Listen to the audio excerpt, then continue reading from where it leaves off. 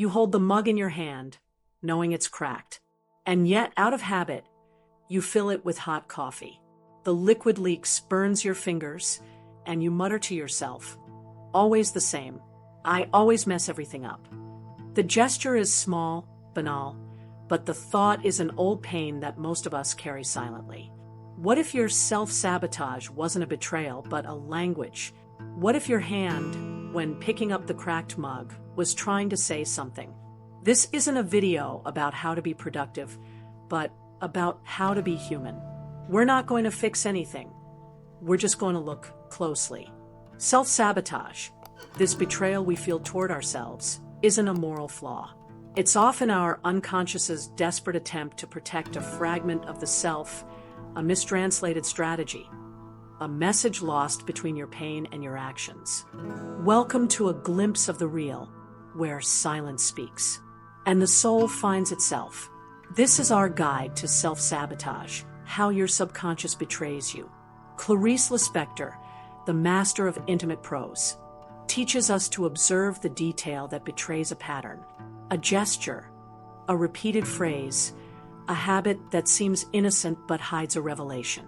She invites us to transform the banal into something extraordinary. Here, we will use this lens, not with judgment, but with the curiosity of someone trying to decipher a secret code. The voices of Jung, Kierkegaard, Sartre, and Brené Brown will be with us, not to provide ready-made answers, but to illuminate the structure of the soul, to name the shadow that operates within us, and to map the shame that sometimes silences us. Have you ever felt like there's a part of you that's always working against you? The feeling that you're one step away from victory, but a strange impulse makes you give up, or the relief that comes immediately after a failure, as if failure were, deep down, a safe place? You're not alone. This is the silent lament of those who feel betrayed by their own subconscious. It's the pain of feeling like they always mess up without truly understanding why. Let's self-sabotage. It's not a one-off mistake. It's a pattern. Self-censorship becomes a habit that prevents us from moving forward. It's the hand that, moments before sending an important email, makes us hesitate. The gesture that makes us cancel a meeting we so desperately wanted. What happens in these moments? According to Jungian psychology, these acts are the manifestation of our shadow, of archaic patterns that are activated to maintain emotional stability. Even if unhealthy, the unconscious, in a primitive way, prefers the known to the unknown. Even if the known is failure, what is actually hidden is a protection mechanism. Self-sabotage is rarely a weakness of character. Often it's an old strategy that a part of you, deep down, believes is necessary for your survival. What if your greatest betrayal was actually your greatest act of loyalty to an old wound? What if your apparent weakness concealed a strength you couldn't even imagine? This is a common trap. Think about your life. How many times have you felt a secret sense of relief when something went wrong? Type 1, 2, or 3 in the comments to tell me. The central conflict of self-sabotage lies in the internal war between your conscious part, which desires success, and your unconscious part, which avoids it. The most common mistake is to confuse this conflict with a character flaw. We look in the mirror and say, "I'm lazy, I'm weak, I'm the problem." But this simplistic view doesn't resolve the pain.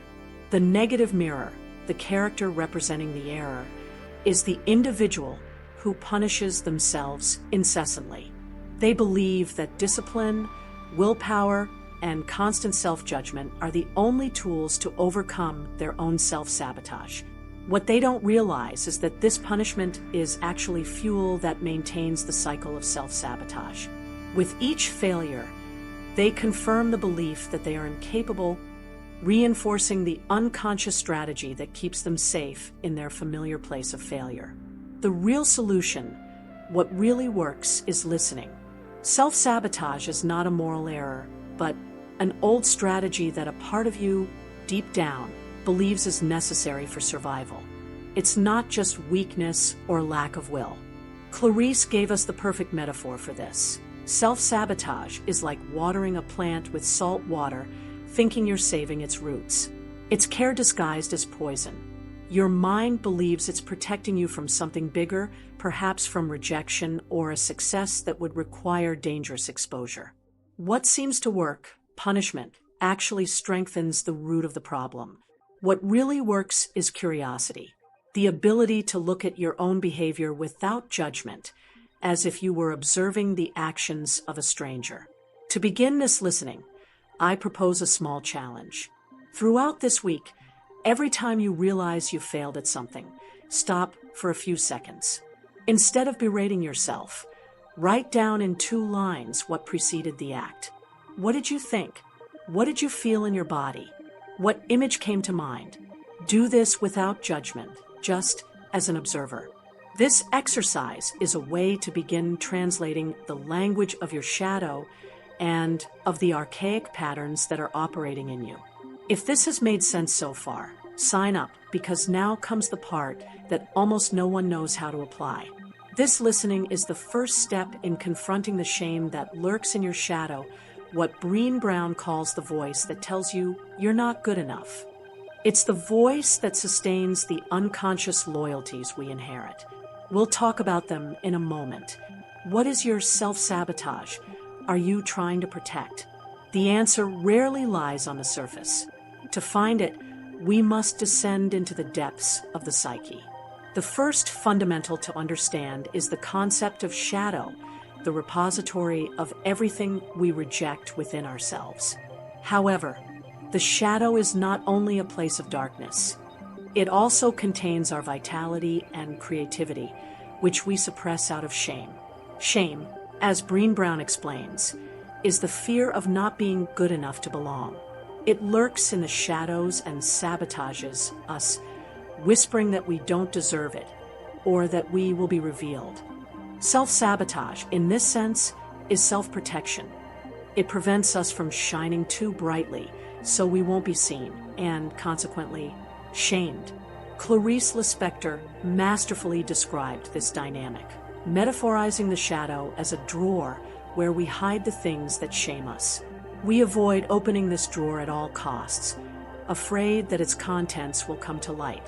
But the great irony, broken expectations here, confronting the shadow is rarely an eternal humiliation. When we open this drawer, allowing its contents to breathe, we find not only our pain, but also the creative resources and vital energy that were trapped beneath the silence.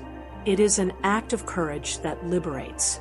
A second essential foundation for translating self-sabotage is the internal narratives, the familiar scripts that make us react like characters in a story that isn't ours. We inherit phrases and guilt that don't belong to us. And without realizing it, we repeat these internal dialogues. Self-sabotage can be an invisible loyalty to these scripts. A part of you may be unconsciously following the rule that it's dangerous to be happy, or that you can't trust anyone. Your freedom doesn't require you to deny your past. It requires you to rewrite the lines you follow. Like actors who, without realizing it, recite memorized lines. Our task is to discover those lines and choose a different scene for the next take. To begin this work, I propose a small, courageous exercise. For 1 week, identify an internal phrase you repeat to yourself, such as, "I'm not good enough," or "I can't fail." Every time this phrase appears, transform it into a curious question. Since when have I been saying this to myself? Note its possible origin. Simply observing without judgment is an act of power. This journey of observation and translation leads us to an even deeper dilemma. Have you ever felt a secret relief when something goes wrong, even after so much effort? What if failure, self-sabotage, had a hidden benefit? We'll talk about that in the next part. Most people who begin a journey of self-discovery give up halfway. They stop when the truth becomes uncomfortable, when the path back home proves more complex than they expected. But you, who have made it this far in the video are part of a select group. You're not here for the easy answer, but for the truth. And the truth is that your self-destructive behavior hides a secret benefit. Clarice Lispector had a precise understanding of the human paradox. She described the person who secretly breaks a vase just to maintain the silence of the room. The act of breaking, which seems like sabotage, is actually a way of preserving something invisible, the comfort of stillness. And if your self-sabotage, its apparent failure, was not a mistake, but an unconscious way of maintaining a kind of peace, clinical psychology calls this secondary gain, a hidden benefit you gain from holding on to a problem.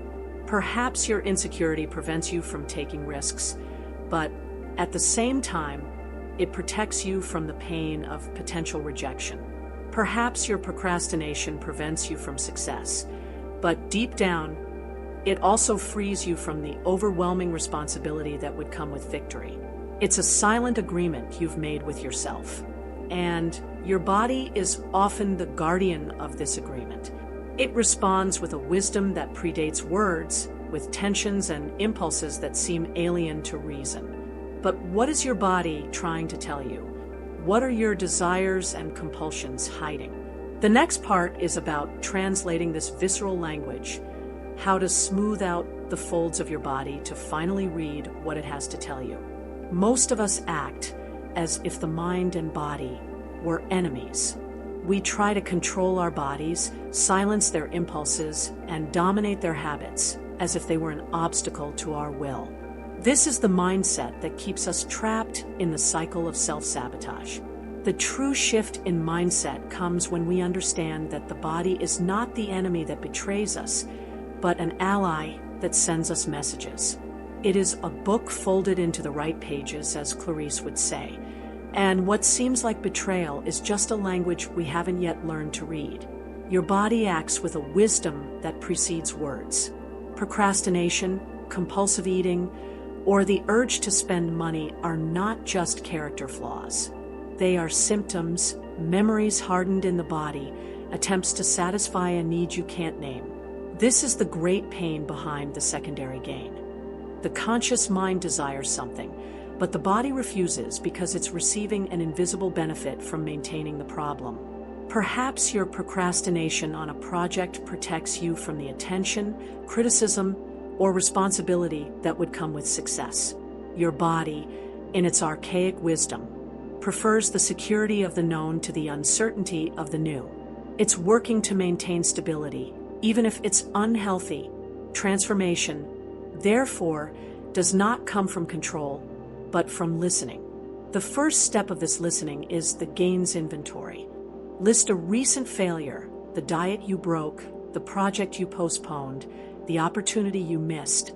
Now, ask yourself with complete honesty, without judgment, what did I gain from this? What bad things did I avoid? By observing the secondary gain, you discover the real motivation behind your boycott. You realize that your self-sabotage, it is not an act of self-destruction, but a psychic negotiation to stay safe. The second step is body mapping. Before any important action that can trigger your self-sabotage, pause for 30 seconds. Close your eyes. Where is the tension in your body? In your chest? In your stomach? In your hands? Name the sensation without trying to change it and allow it to be. Just observe. The act of naming the sensation and allowing it to manifest disarms the impulse to act automatically. You don't need to get rid of the tension.